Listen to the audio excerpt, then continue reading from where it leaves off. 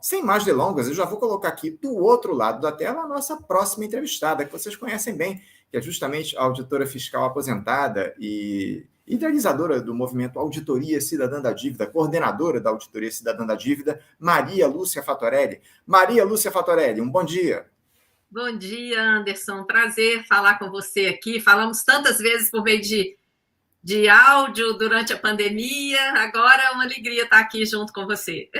Alegria nossa te receber nesse novo formato nosso aqui, diretamente no nosso canal no YouTube, Maria Lúcia. Muito obrigado por você conversar aqui conosco mais uma vez no Faixa Livre. E, Maria Lúcia, eu fiquei sabendo que vocês, da Auditoria Cidadã da Dívida, estão lançando um movimento pela aprovação de um projeto de lei que estabelece um limite para os juros aqui no nosso país, como acontece, evidentemente, em outros locais do mundo. O lançamento se deu na última segunda-feira através de uma live. Esse projeto conta com o apoio de mais de 60 entidades que vão pressionar deputados e senadores para alterarem a Lei 1521 de 1959, que trata desse tema.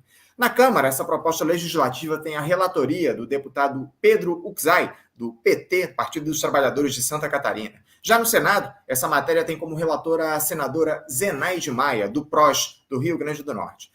Nós sabemos bem, Maria Lúcia, que os juros são um dos grandes dramas no nosso país, um instrumento utilizado pela turma do andar de cima para enriquecer de maneira exorbitante, um verdadeiro crime contra a economia popular. Eu gostaria, além de te parabenizar, evidentemente, pela coragem em tocar em um tema tão sensível para quem comanda o poder político no nosso país, que você falasse um pouco, Maria Lúcia, sobre esse movimento que vocês lançaram ontem. O que vocês esperam dele? A palavra é sua. Muito grata, Anderson, por esse espaço. Cumprimento com muita alegria todos os seguidores do Faixa Livre. E olha, essa questão dos juros, ela vem sendo debatida no âmbito da auditoria cidadã há 2 décadas.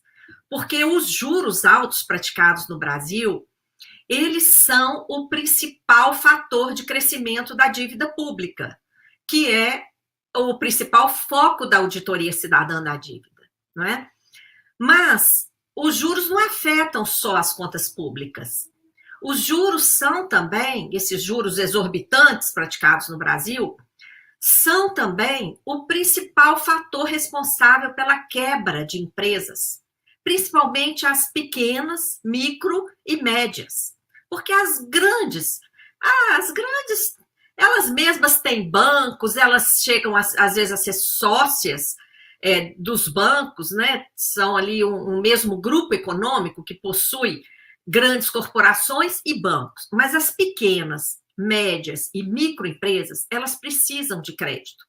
E com esse crédito oferecido aqui no Brasil a taxas exorbitantes, isso leva as empresas a quebrar, porque nenhum negócio dá o rendimento suficiente para cobrir o que o custo do dinheiro cobra no Brasil, não é?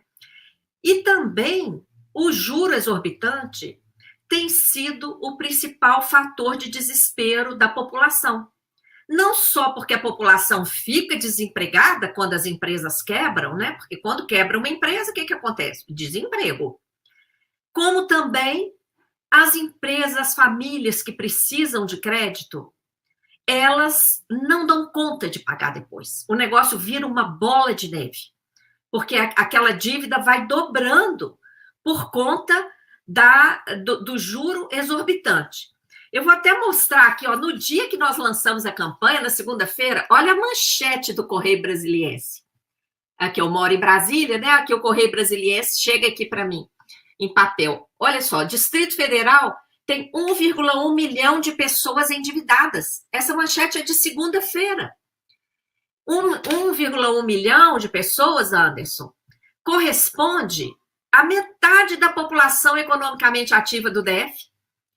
A nível Brasil, o Serasa divulgou que 77,7% da população brasileira está endividada. Então, veja bem, nós estamos falando de um tema que afeta quase 80% da população, afeta a maioria das empresas, porque a grande maioria são pequenas e médias, e afeta negativamente também as contas públicas.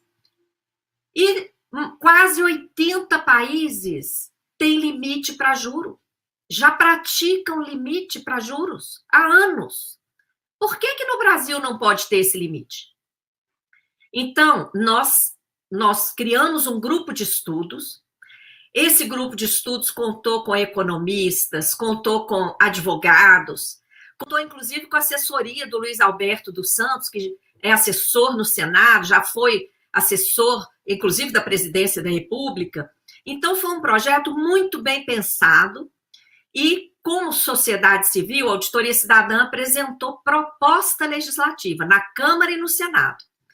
E essas propostas foram acatadas, não é, pelo deputado Pedro Oczai, como você falou, na Câmara dos Deputados. Ele é atualmente presidente da Comissão de Participação Legislativa, que é onde foi apresentado o projeto, e como presidente ele mesmo avocou para si a relatoria, porque é um projeto de extrema importância. E no Senado ele foi apresentado também à Comissão de Direitos Humanos e Participação Legislativa, e a senadora Zenaide, que é membro e que já é, inclusive, autora de uma proposta de emenda constitucional para limitar o juro no Brasil, ela também pediu para ser relatora e assumiu a relatoria. Então, esse projeto já tem relatores nas duas casas e agora precisa caminhar. E para caminhar, a população tem que conhecer que é possível limitar juros no Brasil e pressionar por isso. Por isso, esse espaço aqui é tão importante, Anderson. Tenho certeza que, através desse programa hoje, muita gente está tomando conhecimento dessa proposta legislativa e da possibilidade concreta, real, de estabelecer um limite para o juro no Brasil, para botar fim a essa usura histórica que amarra a economia do Brasil. Sem dúvida alguma, Maria Lúcia. Esse tema, esse debate a respeito dos juros no nosso país é fundamental. Há uma série de questões associadas aí a esse debate, especialmente essa dívida pública que a gente acumula aí ao longo de muitos anos e que, na verdade, a gente paga única e exclusivamente juros dessa dívida. O orçamento da União está altamente comprometido com esses juros da dívida e que a gente vai falar um pouquinho, que é uma defesa histórica de vocês da Auditoria Cidadã da Dívida. Agora, Maria Lúcia, quais são as ações que vocês pretendem aí promover nessa campanha que vocês lançaram ontem? Vocês vão se concentrar nas redes? Há a intenção de realizar atos públicos aí em defesa da limitação dos juros no nosso país? Ah, sim, Anderson. Inicialmente, nós já pedimos aos dois relatores, na Câmara e no Senado, para providenciarem requerimentos para audiências públicas. Porque as audiências públicas no Congresso Nacional, elas têm grande visibilidade e são, depois eles ficam repetindo nos canais oficiais e a gente também pode reproduzir. Então, nós vamos fazer audiências públicas e nós vamos fazer folhetos simplificados para distribuir para a população. Folhetos por meio dos quais a sociedade vai tomar conhecimento do projeto, vai poder participar. Nós criamos já um site para a campanha.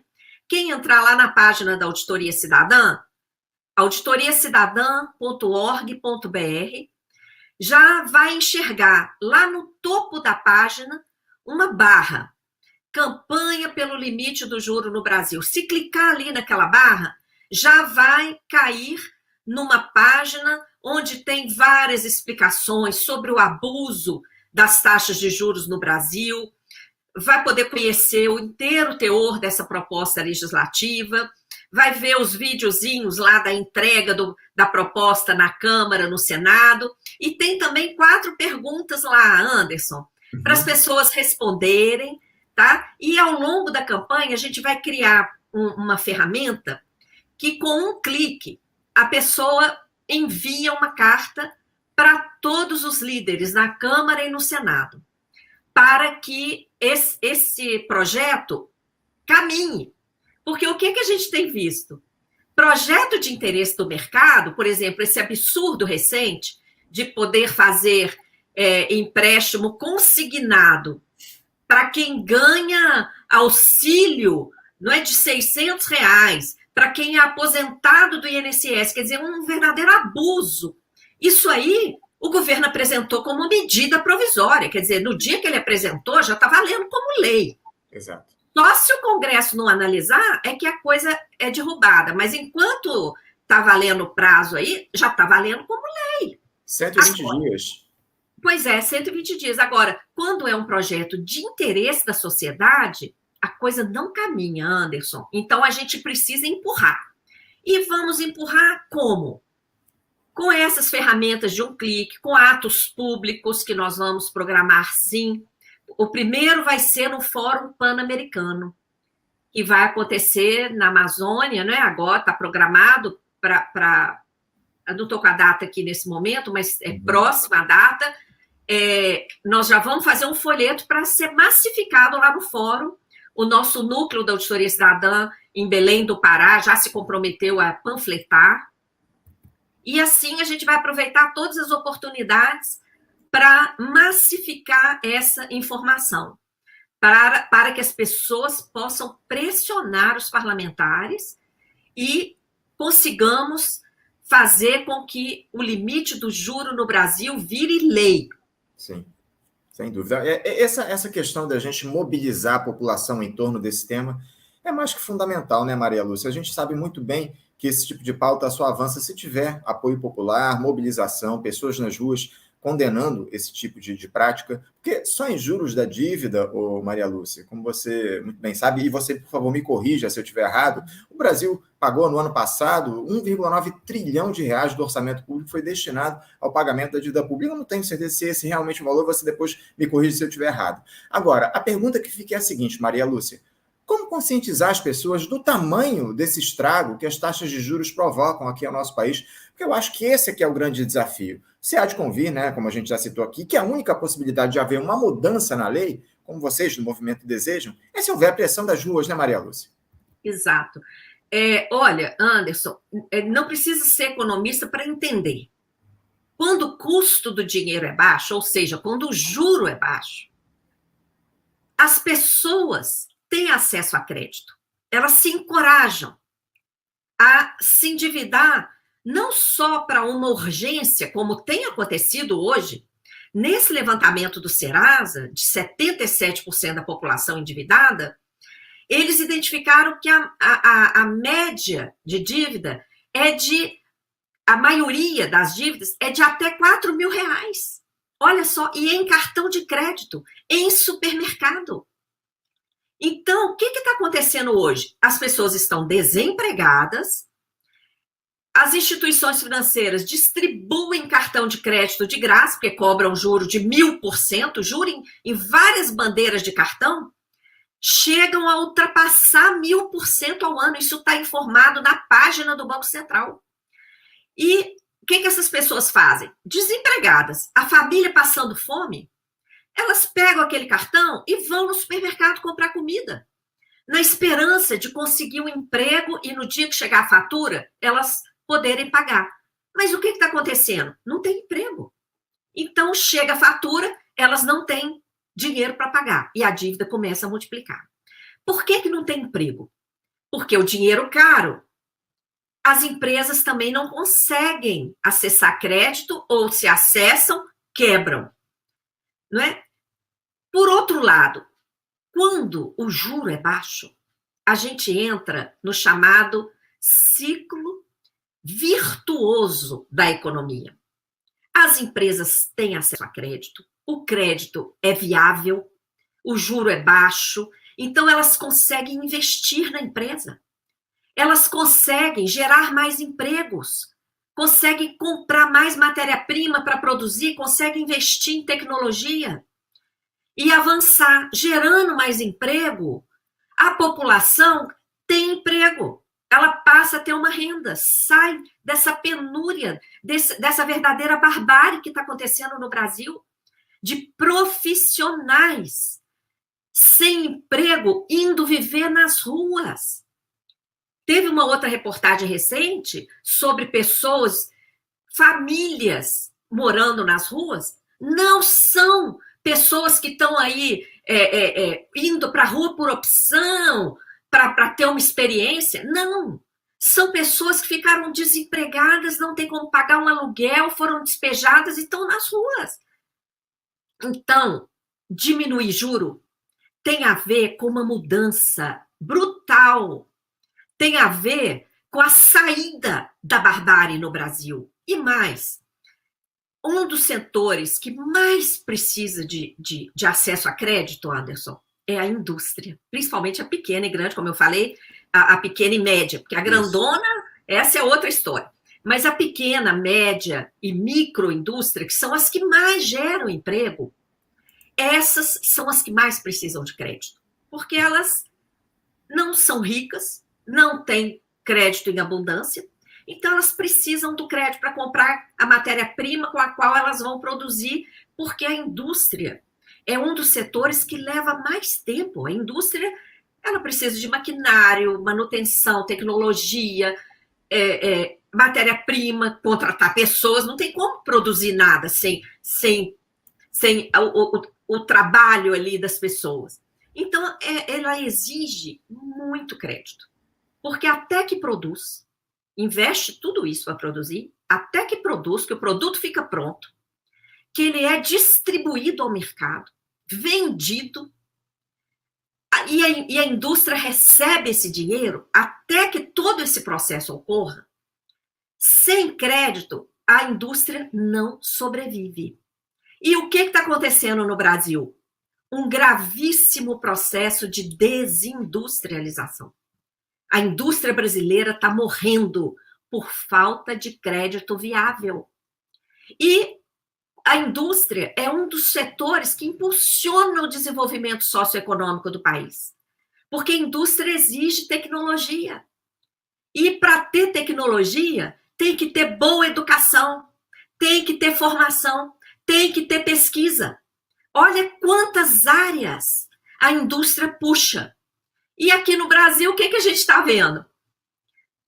Falta de dinheiro para ciência e tecnologia, cortes sucessivos, não é? Nós estamos perdendo os nossos cientistas. A indústria está retraindo, nós estamos perdendo nossos cérebros, perdendo empregos, tudo isso por causa de juro alto, Anderson. Então, assim, muita gente já enxerga isso, essas pessoas que já enxergam precisam contribuir para essa campanha, fazer a sua parte e falar para as outras pessoas que ainda não estão enxergando, para que a gente crie um grande movimento nacional, uma grande pressão e consiga fazer com que esses projetos sejam rapidamente aprovados. Sem dúvida, Maria Lúcia. Isso é um tema mais que fundamental da gente tratar. O grande problema, Maria Lúcia, é que essa política nefasta aí, defendida pelos neoliberais, que deram autonomia ao Banco Central, é justamente ao contrário, é de elevar a taxa básica de juros no nosso país. A Selic já está batendo 13,25%, e essa turma alega aí que adotou essa estratégia para conter a inflação. Maria Lúcia, os economistas estão sabendo comunicar da maneira mais adequada à população o que é que representam essas ações deletérias dos neoliberais de plantão? Eu te confesso que eu tenho a impressão de que falta alguém que saiba aí, de alguma forma, traduzir para a linguagem popular tudo isso que a gente tem no nosso país, ainda mais com a falta de acesso e, muitas vezes, de interesse da população em relação à economia.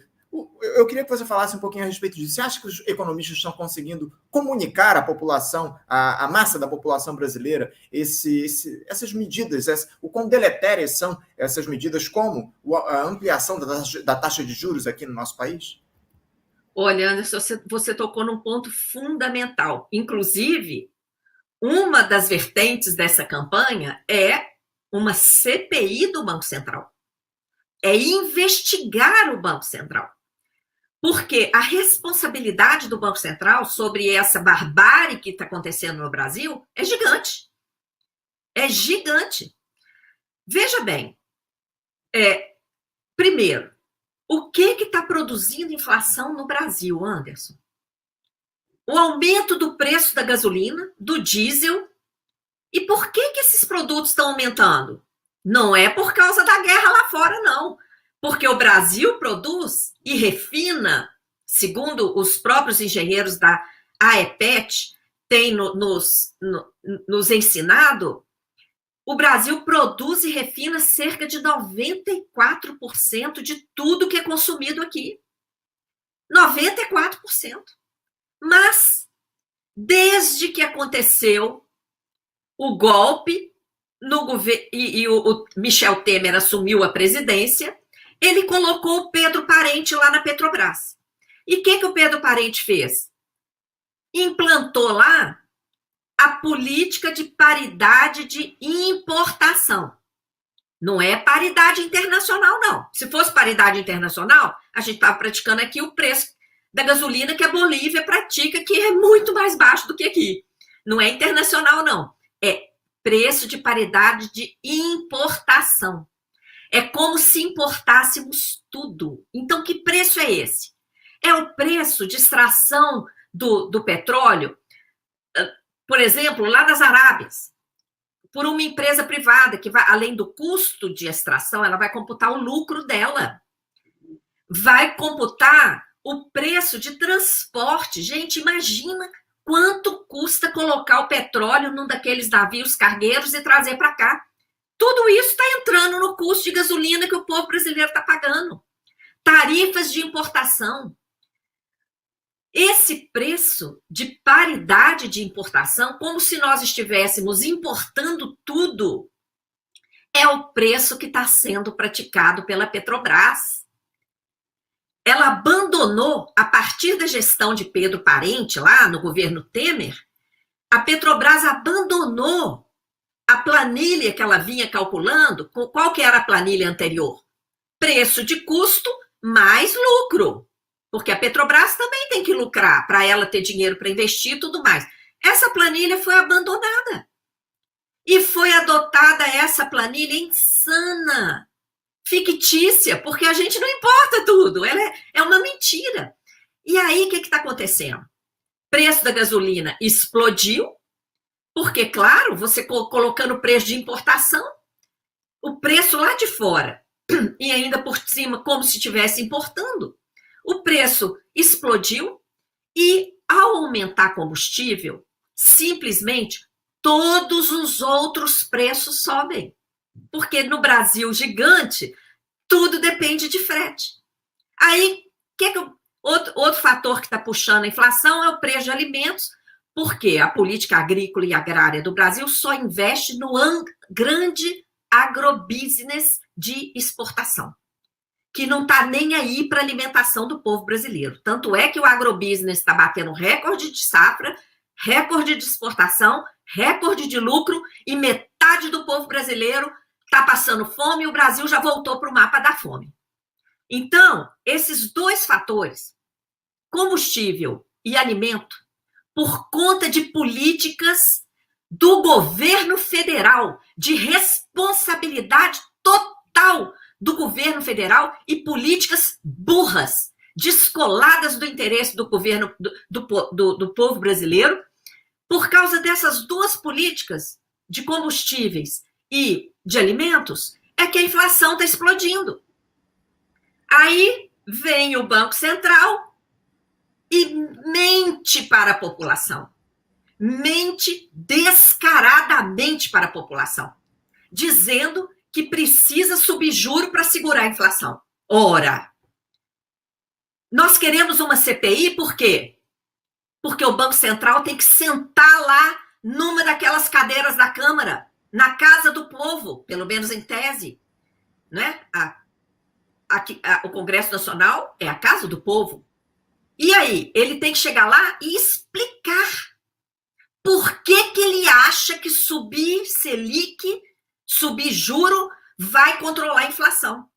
Ele tem que ser inquirido, porque isso é uma mentira descarada.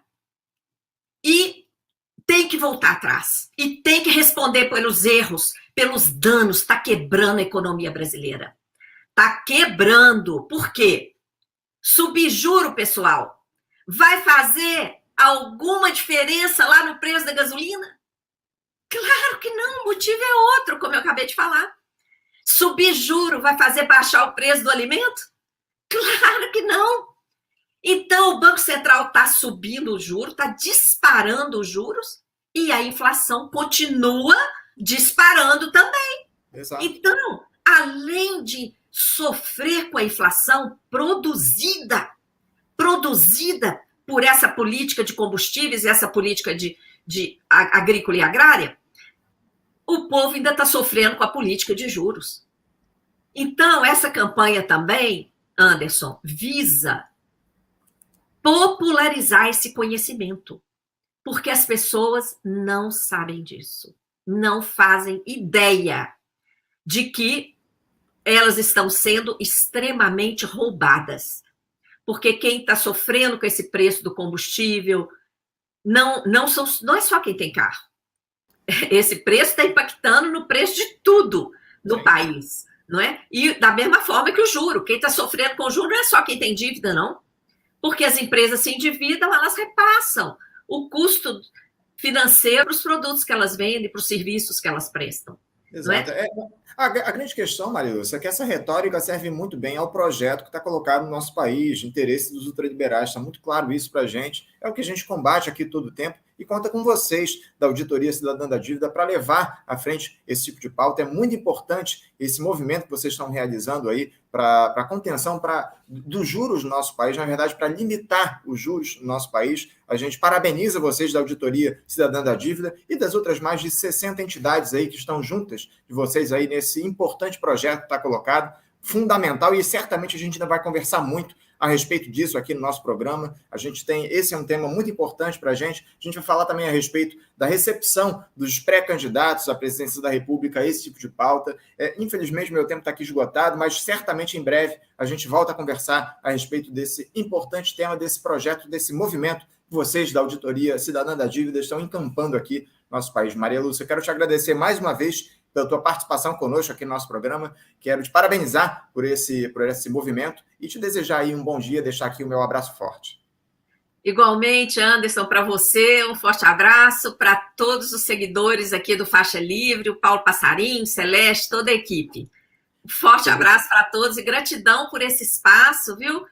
Que já é aí uma grande ação em apoio à campanha. Gratidão. Muito obrigado. Muito obrigado pelas palavras, Maria Lúcia. Um bom dia para você, um abraço forte.